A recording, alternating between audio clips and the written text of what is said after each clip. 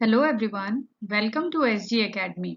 अगर आपको हमारे वीडियोस पसंद आ रहे हैं तो हमारे चैनल को सब्सक्राइब करें तथा वीडियोस को लाइक व शेयर करें। In case of any query feel free to write at shaurya13@gmail.com. Now in this session, which is the memory management part 10, we'll discuss about virtual memory and the demand paging. Previous session में जैसा कि हमने पढ़ा था कि हम multiple processes को memory में कैसे एडजस्ट करते हैं to increase the degree of multi programming. Virtual memory की मदद से हम ऐसे भी प्रोसेसेस को चला सकते हैं जिनका साइज, जिनका लॉजिकल एड्रेस का साइज फिजिकल मेमोरी से बड़ा होता है। इसका मतलब जैसा हमने पढ़ा है अभी तक कि किसी भी प्रोसेस को रन करने के लिए पहले हम उसको मेमोरी में लेकर आते हैं। तो अगर कोई प्रोसेस जिसका लॉजिकल एड्रेस स्पेस बड़ा है, दैट मीन्स वो बड़ा प्रोसेस है जिसका साइज आपकी फिजिकल मेमोरी के साइज से भी बड़ा है, तो उस प्रोसेस को चलाने के लिए हम एक्स्ट्रा मेमोरी कहाँ से लाते हैं? So this concept virtual memory helps us to run such processes whose logical address space size is greater than the physical address space. By this way, we'll discuss the virtual memory and its supporting concept, the demand paging. Now, before discussing the exact virtual memory, I think we should keep some points in our mind. जब भी हमने previous lectures में discuss किया, हमने एक ही बात कही है कि जब भी किसी प्रोसेस को रन कराना होता है तो पहले उसको मेन मेमोरी में लाया जाता है।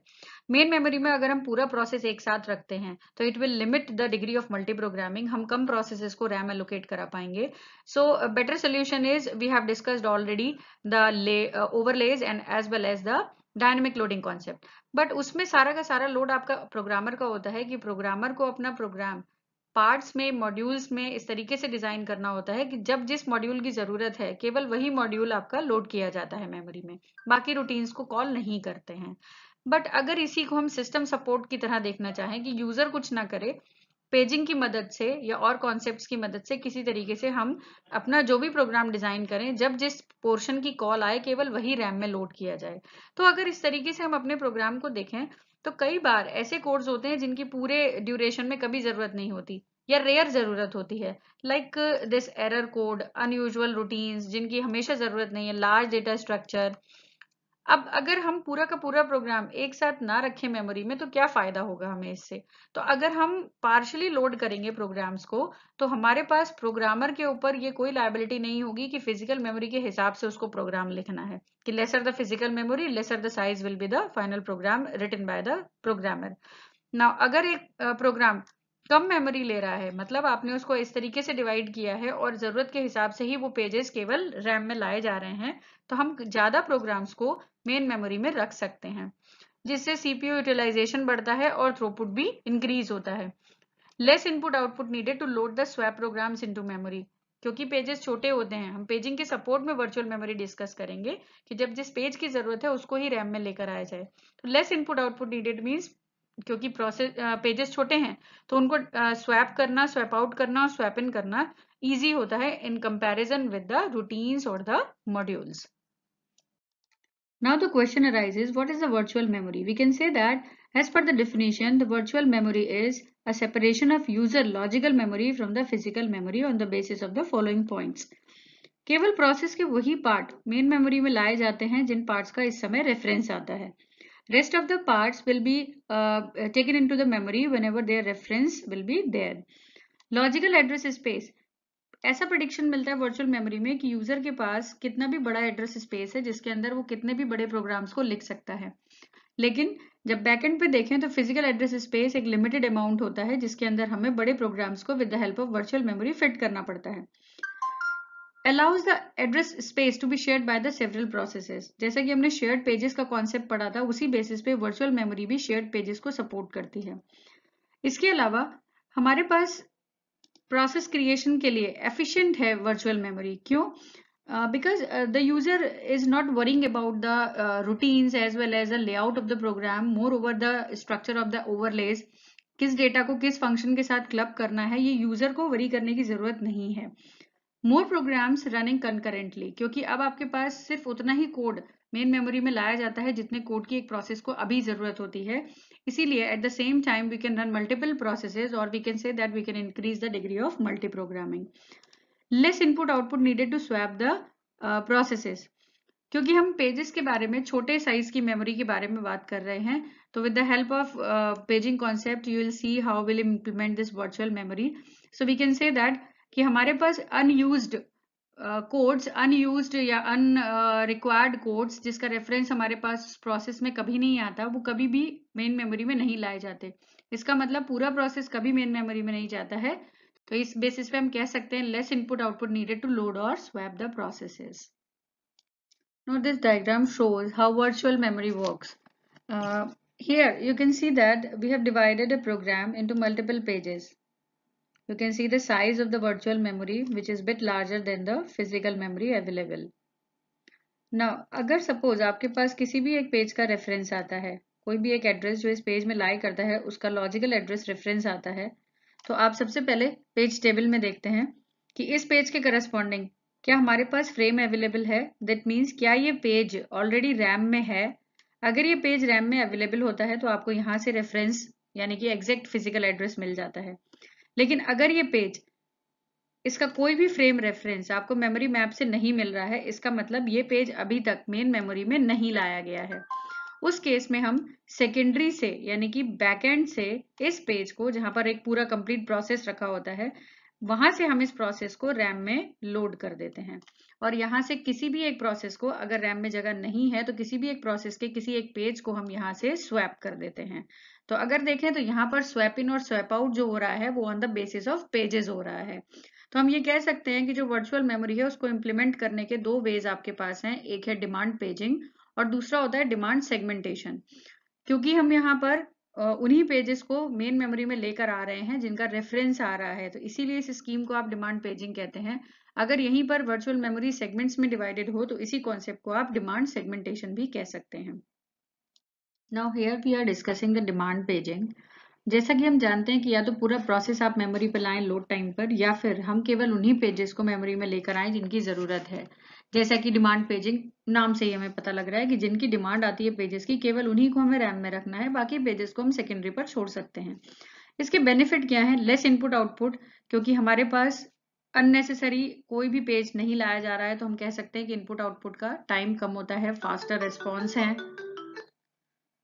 हम ये भी कह सकते हैं कि लेस मेमोरी हमें रिक्वायर्ड होती है. हम ज़्यादा स्पेसेस को, ज़्यादा प्रोसेसेस को स्पेस दे सकते हैं, यानी कि हम मल्टीपल यूजर्स को, उनके प्रोग्राम को रैम में स्पेस दे सकते हैं.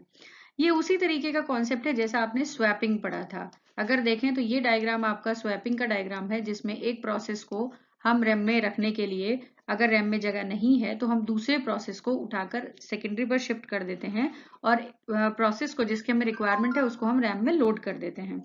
ये वैसा ही कॉन्सेप्ट है but on the basis of pages है. यहाँ पर जो स्मॉलर यूनिट है जिसको आप स्वैप इन स्वैप आउट कर रहे हैं वो पेज है. जब भी किसी पेज की जरूरत आती है तो उसको रेफरेंस किया जाता है. अगर इनवैलिड रेफरेंस है तो हम इस पूरे प्रोसेस में जो भी हमारा रेफरेंस आ रहा है उसे अबॉर्ट कर देते हैं. अगर पेज मेमोरी में नहीं है तो उसको सेकेंडरी से मेन मेमोरी में लाया जाता है ना. जैसे कि स्वैपिंग वर्ड है पूरे प्रोसेस को इन और आउट करने के लिए. यहाँ पर स्वैपिंग क्योंकि पेजेस की हो रही है तो swapper is not a proper word of that code which does the who does the swapping. But यहाँ पर क्योंकि हम पेजेस जो है वो हमारी स्मॉलेस्ट यूनिट है जिसको हम स्वैप इन स्वैप आउट कर रहे हैं, तो वो कोड जो इन पेजेस को स्वैप आउट और स्वैप इन करता है, in place of saying it swapper, we usually called it as pager. क्योंकि यहाँ पर हम पेजेस इन आउट कर रहे हैं, इसीलिए यहाँ पर स्वैपिंग वर्ड ना यूज करके, स्वैपर वर्ड ना यूज करके हम उस कोड को जो ये इन और आउट करता है पेजेस का, उसको हम पेजर कहते हैं. Now this slide shows the use of valid invalid bit in a page table. जो भी पेजेस हमारे पास मेन मेमोरी में होते हैं उनके आगे पेज टेबल में वैलिड एंट्री की जाती है. दैट मीन्स यहाँ पर डायग्राम में जितने वी हैं उसका मतलब है कि ये पर्टिकुलर पेजेस, ये सारे पेजेस आपके पास मेमोरी में इस समय अवेलेबल हैं. प्रोटेक्शन बिट्स जैसा हमने पेजिंग में डिस्कस किया था प्रीवियस सेशंस में, उसी के बेसिस पे यहाँ पर वैलिड और इनवैलिड बिट सेट की जाती हैं. जो पेजेस अभी मेमोरी में नहीं है, दैट मीन्स सेकेंडरी पर हैं, उनकी valid invalid bit I set की जाती है. अगर हमारे पास MMU एड्रेस ट्रांसलेशन मतलब लॉजिकल से फिजिकल एड्रेस बनाते समय किसी ऐसे पेज का रेफरेंस आता है जिसके लिए पेज टेबल में ये रेफरेंस, ये valid invalid bit I set है, दैट मीन्स इनवैलिड सेट है, तो उसका मतलब होता है page fault. Page fault means जिस पेजेस के लिए हमारे पास लॉजिकल एड्रेस से रेफरेंस आया है वो पेज हमारे पास मेमोरी में अवेलेबल नहीं है. That's why the term we have used to notate this whole scenario is the page fault. Now this is a very simple example of showing the use of valid invalid bit in page table. Now we can see that यहाँ पर एक process है जिसको हम 8 pages में divide किया है, जिसमें इंस्ट्रक्शन है A से लेके H तक. अगर हम देखें तो हमारे पास मेन मेमोरी में सिर्फ A है, C है और F है. That means page number 0, page number 2 and page number 5. केवल यही पेजेस हमारे पास फ्रेम्स में मैप हुए हैं मेन मेमोरी में. तो इसके करस्पॉन्डिंग जो हमारे पास एंट्री है वैलिड इनवैलिड बिट सेक्शन में, वो सभी पेजेस के लिए वैलिड है. इसके अलावा इन 3 पेजेस के अलावा जो हमारे पास पेजेस हैं 1 है, 3, 4 है, 6 है, 7 है, क्योंकि ये मेरे पास अभी तक मेन मेमोरी में नहीं है, इसीलिए हम कह सकते हैं कि इनके लिए जो वैलिड इनवैलिड बिट में एंट्री होगी वो सारी इनवैलिड होंगी. ना जब भी किसी ऐसे लॉजिकल एड्रेस का रेफरेंस आता है जो इन पेजेस में लाई करता है जिनके लिए ये बिट इनवैलिड सेट है, तब वहां पर हम कह सकते हैं कि जो एक फिनोमिना देखने के लिए मिलता है that will be called as a page fault. Now this slide shows what happen when a page fault occur. जब भी किसी पेज का रेफरेंस आता है तो सबसे पहले ऑपरेटिंग सिस्टम पे पेज फॉल्ट का एक ट्रैप जाता है. ऑपरेटिंग सिस्टम डिसाइड करता है after seeing the PCB of a particular process memory that whether the reference is a valid reference और इनवैलिड रेफरेंस. मतलब अगर प्रोसेस के एड्रेस स्पेस से बाहर है तब इनवैलिड रेफरेंस होता है, प्रोसेस को ओएस अबॉर्ट कर देता है. लेकिन सिर्फ इसलिए आपके पास रेफरेंस जो आया है, अगर वो इसलिए आया है, पेज फॉल्ट हुआ है कि आपके पास जो प्रोसेस है वो मेमोरी में नहीं है, वो सेकेंडरी पे अवेलेबल है, तब हम सबसे पहले क्या करते हैं, OS will find a free frame. कहाँ पर स्पेस अवेलेबल है रैम में, अगर कोई फ्री फ्रेम अवेलेबल है तो उसमें हमारे पास जो पेज का रेफरेंस आया है उसको सेकेंडरी से उठाकर मैप कर दिया जाता है. यानी कि जो डिस्क ऑपरेशन है, डिस्क मतलब सेकेंडरी स्टोरेज, जो डिस्क ऑपरेशन है वहां से पेज को उठाकर फ्रेम में फिट कर दिया जाता है. ना जब आपने एक पेज की जिसके लिए पेज फॉल्ट हुआ था उसकी एंट्री उसको फ्रेम में मैप कर दिया, तो उसकी एंट्री और वैलिडेशन बिट वी सेट कर दी जाती है पेज टेबल के अंदर. ना उसके बाद फिर से ये इंस्ट्रक्शन स्टार्ट होती है जिससे पेज फॉल्ट हुआ था, बट अभी उसके लिए रेफरेंस अवेलेबल है तो it will execute as a normal logical address mapping into physical address. This is the pictorial representation of the steps we have discussed in the previous slide. Here जैसे ही एक reference आता है process की तरफ से किसी पेज के लिए, तो सबसे पहले पेज टेबल चेक होती है. This is the step 1. जैसे ही ये पेज टेबल की वैलिड इनवैलिड बिट हम चेक करते हैं, जैसे ही ये इनवैलिड होती है that means this page is not available in the main memory. तब एक ट्रैप जाता है ऑपरेटिंग सिस्टम के पास. जैसे ही ये ट्रैप देखता है ओएस, वो उसको सेकेंडरी पे पेज को सर्च करता है. अगर सेकेंडरी पे पेज आपके पास अवेलेबल है तो यहाँ पर पेज को, मिसिंग पेज को किसी भी एक फ्री फ्रेम में मैप कर दिया जाता है. क्योंकि अब ये पर्टिकुलर पेज मेन मेमोरी में आ चुका है, किसी एक फ्रेम में मैप हो चुका है, इसीलिए पेज टेबल अपडेट कर दी जाती है जिसके अंदर इस पेज के करस्पॉन्डिंग फ्रेम की एंट्री हो जाती है और उसके साथ साथ यहाँ पर इनवैलिड की जगह वैलिड बिट सेट कर दी जाती है.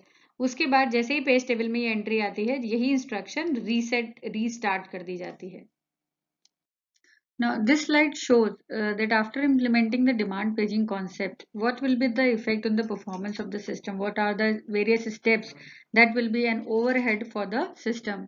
So, for discussing these steps, let's have one by one stages in the demand paging. That means the worst case. Worst case मतलब कि हमारे पास एक पेज फॉल्ट हुआ है और अब हम उसको कैसे step by step system deal करता है. Now, सबसे पहले एक ट्रैप जनरेट होती है जो ऑपरेटिंग सिस्टम के पास जाती है. उसके बाद उस ट्रैप से डील करने तक यूजर रजिस्टर जो पीसीबीज हैं, प्रोसेस स्टेट है, उन सबको सेव किया जाता है. उसके बाद ये डिटरमाइन किया जाता है कि क्या जो ट्रैप आई है वो एक पेज फॉल्ट है. अगर वो पेज फॉल्ट लीगल होता है, लीगल मतलब after checking the PCB OS decides that this page reference was legal, तब उस पेज की लोकेलिटी डिस्क पे चेक की जाती है. दैट मीन्स ये जो पेज रेफरेंस इनवैलिड हुआ था या ये अभी नहीं है यूज में, वो इसलिए है क्योंकि ये पर्टिकुलर पेज मेमोरी में नहीं है. तब उसको सर्च किया जाता है डिस्क पे. उसके बाद एक डिस्क से फ्री फ्रेम पर डेटा मूव कराया जाता है, यानी कि पेज मूव कराया जाता है. डिस्क से जब तक ये डेटा मूव होता है तब तक हमारे पास 3 स्टेप्स में वेटिंग होती है. प्रोसेस वेट करता है एक उस क्यू में फॉर दिस डिवाइस, जहां पर डिवाइस क्यू होती है डिस्क की, जब तक कि रीड रिक्वेस्ट को जो प्रोसेस की है उसको एक्सेप्ट नहीं करती डिवाइस. उसके बाद Seek time, latency time, these are the few things I think we can say here that जब तक एक जो आपका जो है सेकेंडरी स्टोरेज है उसका जो हेड होता है, जब एक डिस्क रोटेट होती है, तो जब तक हेड उस पर्टिकुलर लोकेशन पे नहीं पहुंचता जहां से आपको डेटा पिक करना है, उसको हम एक्चुअली लेटेंसी या सीक टाइम कहते हैं। तो उसके बाद जैसे ही वो डेटा वहां पिक होता है, उसके बाद उस डेटा को ट्रांसफर कर दिया जाता है, यानी कि पेज को फ्री फ्रेम में ट्रांसफर कर दिया जाता है। वाइल वेटिंग, जब तक ये सारा प्रोसेस एग्जीक्यूट होता है, जब तक ये सब ओवर आता है, इनपुट आउटपुट परफॉर्म होता है, सीपीयू को इस प्रोसेस से हटा के किसी और प्रोसेस को डील करने के लिए यूज कर लेते हैं। जब एक इंटरप्ट आती है कि ठीक ओएस, जो भी एक इंटरप्ट जनरेट होती है इनपुट आउटपुट से कि इनपुट आउटपुट कंप्लीट हो गया है, उस समय पे जो रजिस्टर्स हैं और जो प्रोसेस स्टेट है अदर यूजर की, जिसपे इस समय पर सीपीयू काम कर रहा है, उसको सेव कर दिया जाता है। जब इंटरप्ट ये पता लगता है कि डिस्क से इंटरप्ट आई है, पेज टेबल करेक्ट कर दी जाती है जिस प्रोसेस की वजह से पेज फॉल्ट हुआ था। अब जो पेज था जिसकी जो पेज फॉल्ट में गया था वो अब मेमोरी में आ चुका होता है। तब वेट किया जाता है, ये प्रोसेस जिसके लिए पेज फॉल्ट हुआ था वो वेट करता है सीपीयू को दोबारा एलोकेशन के लिए। इस प्रोसेस को जैसे ही सीपीयू मिलता है, उसकी जितने भी रजिस्टर हैं, पीसीबी है, प्रोसेस स्टेट है, पेज टेबल है, ये सब आपकी रीस्टोर की जाती है। तो these are the various steps which will be involved in a case when a page fault occurs. Now, this slide shows the performance of demand paging. यहाँ पर जब भी कोई पेज फॉल्ट होता है, हमारे पास तीन, हमने देखा पिछली स्लाइड से, इतनी सारी एक्टिविटीज में से हमने उसको शॉर्टलिस्ट किया है कि तीन मेजर एक्टिविटीज होती हैं। Service the interrupt means interrupt generate हुई तो आप ये चेक करते हैं, ओएस ये चेक करता है कि वो इंटरप्ट किसके लिए है। अगर वो पेज फॉल्ट है तो पेज फॉल्ट के करस्पॉन्डिंग डिस्क को चेक किया जाता है। Second step, read the pages from the disk which take lots of time. Restart the process, जब प्रोसेस पेज आ गया आपके पास रैम में, उसके बाद आप उस प्रोसेस की एंट्री पेज टेबल में करते हैं और प्रोसेस को रीस्टार्ट कर लेते हैं। Now here is a simple formula to calculate the effective access time in case of this page fault. अगर पेज फॉल्ट की रेट हम p मान लें, जो कि 0 से 1 के बीच में लाई करती है, तो 0 मीन्स अगर p 0 है that means no page fault, the ideal situation. अगर p की वैल्यू 1 हो गई, द हाईएस्ट वैल्यू, तब हम ये कह सकते हैं कि जब भी कोई रेफरेंस आ रहा है किसी भी पेज का, तो वो हमेशा ही एक पेज फॉल्ट है। तो अगर हम इस पूरे सिनेरियो में इफेक्टिव एक्सेस टाइम देखना चाहें, तो मेमोरी एक्सेस मीन्स हमारा पेज मेमोरी के अंदर है, तो उस केस में हम इसे मल्टीप्लाई करते हैं 1 माइनस पी से। 1 minus P means page fault ना होने की प्रोबेबिलिटी, यानी कि पेज आपका मेमोरी में है। पी से मल्टीप्लाई किया जाता है उस पूरे टाइम को जितना टाइम हमें एक पेज फॉल्ट को रिकवर करने में लगता है। Now P is the probability of occurring a page fault, और उसके साथ हम मल्टीप्लाई करते हैं वो पूरा समय जो इस पेज फॉल्ट को रिकवर करने में लगता है। दैट मीन्स अगर हम इफेक्टिव एक्सेस टाइम एक निकालना चाहें ड्यूरिंग द डिमांड पेजिंग, तो हम कह सकते हैं कि हमारे पास अगर पेज मेमोरी में अवेलेबल है तो उसकी प्रोबेबिलिटी होगी 1 माइनस पी, तो हम इस एक्सेस टाइम को मल्टीप्लाई करते हैं 1 माइनस पी से, और अगर कोई पेज फॉल्ट हुआ है तो उसके होने की प्रोबेबिलिटी को मल्टीप्लाई कर दिया जाता है उस पेज फॉल्ट के रिकवरी टाइम से। Now this is an example of a page fault effective access time. अगर यहाँ हम देखें तो मेमोरी एक्सेस टाइम है 200 नैनोसेकेंड, एक average page fault service time दिया है 8 मिली सेकेंड्स। तो with the help of previous slides formula of effective access time, we can calculate the value of effective access time as 1 minus p, that is the probability of having no fault, into 200 the memory access time plus p, the probability of page fault, into 8 milliseconds. So keep in mind that this value is in nanosecond and this value is in the millisecond. So first you have to equalize the units. So by this way we can say that the EAT will be equal to 200 plus p into this complete value. So अगर एक measure हम लें कि हर 1000 references में से एक page fault होता है, that means probability page fault होने की होगी 1/1000। तो इस बेसिस पे अगर हम p में ये वैल्यू पुट कर देते हैं तो हमारे पास जो इफेक्टिव एक्सेस टाइम बनेगा दैट इज 8199.6 नैनोसेकेंड, और we can say that 8.2 microseconds. Now this is a slow down by a factor of 40. how we have calculated it as 40, the 8199.6 by the 200, this 200 we have put here. Now अगर हम ये चाहते हैं कि performance degradation केवल 10% से भी कम हो, 10% से भी कम का मतलब है कि मेरे पास जो इफेक्टिव एक्सेस टाइम है वो दिस 200 प्लस 10% ऑफ दिस, यानी कि 220 से ज्यादा इफेक्टिव एक्सेस टाइम नहीं लगना चाहिए। तो हम देखें तो यहाँ पर अगर मैं सारी कैलकुलेशन करती हूँ तो मेरे पास आता है p should be less than 0.00005, 5 times 0 and 25। तो अगर आप इसे कन्वर्ट करेंगे that means it reflects as we must have only one page fault in every 4 lakh memory access. Then only we can say that our system will be having a degradation of less than 10%. Now अभी तक हमने discuss किया कि अगर memory में free frame available हैं तो हम कोई भी पेज जिसके लिए पेज फॉल्ट हुआ है उसे सेकेंडरी से मेन मेमोरी में ला सकते हैं. But what will happen if there is no free frame available in the memory? तब हम क्या करेंगे? Obviously the solution is page replacement. हम कुछ ऐसे पेजेस को फाइंड आउट करेंगे बेसिस ऑन सम क्राइटेरिया जिसको हम रिप्लेस कर सकते हैं विद द रिक्वायर्ड पेज जो कि सेकेंडरी से अब हमें रैम में लोड करना है. Now the big question is which algorithm will use to do so. हम क्या रनिंग प्रोसेस को टर्मिनेट करेंगे? क्या हम उसके किसी प्रोसेस को स्वैप आउट करेंगे? हम किसके पेजेस को रिप्लेस करेंगे? This will be a big question. Now another issue is the performance. जब भी हम किसी एल्गोरिथम को यूज करेंगे जिससे हम पेज रिप्लेसमेंट करें तो हमारे पास जो नंबर ऑफ पेज फॉल्ट हैं दैट मस्ट बी मिनिमम. वो कम से कम होना चाहिए. इसके अलावा अगर एक ही पेज को बार बार मेमोरी में लाया जाता है सेम पेज को तो उसका क्या इम्पैक्ट होगा? That we will see in the next session. These are the references I have taken to prepare this lecture series. And in case of any query, feel free to write at shaurya13@gmail.com. और हमारे channel को subscribe करना, like and share करना videos को ना भूलें. Thank you. Stay blessed.